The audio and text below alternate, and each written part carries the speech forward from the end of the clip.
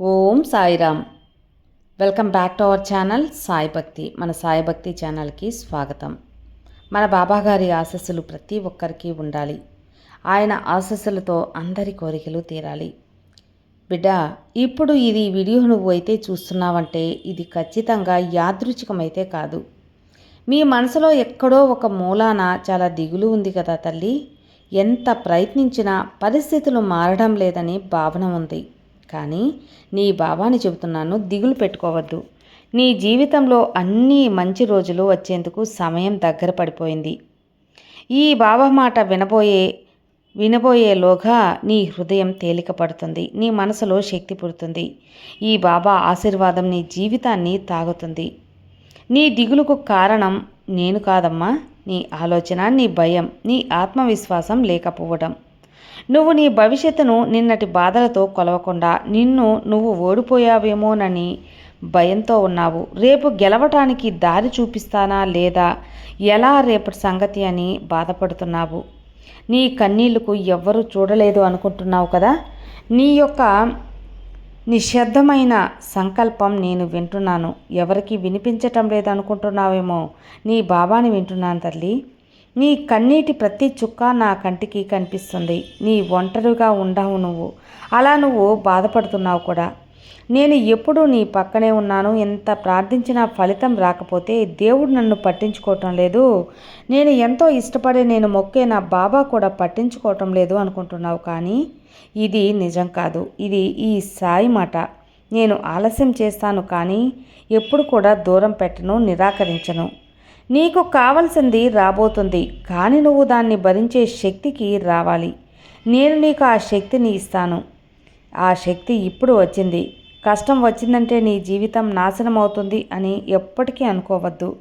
నిన్ను మరింత బలవంతుడిగా చేయటానికి ఈ కష్టాలు నీకు భగవంతుడు పంపాడు అనుకో. బంగారం అగ్నిలో వేస్తే మంట పెడితే మెరుగుపడుతుంది.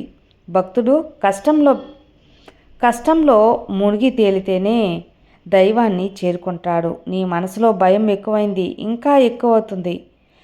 ఏమవుతుందో అన్న నీ ఆలోచన నిన్ను కృంగదీస్తుంది. నీ బాబా చెబుతున్నాను కదా, భయం కాదు, నమ్మకంతో నడిచేవాడే గెలుస్తాడమ్మా. నేను నీ ముందుండి నడుస్తాను. నువ్వు భయపడాల్సిన పని అస్సలు లేదు. ఇప్పుడు నిన్ను పరీక్షిస్తున్నది పరిస్థితులు కాదు, ఓర్పు ఉన్నవాడికి నేను తప్పకుండా ఫలితాన్ని అందిస్తాను.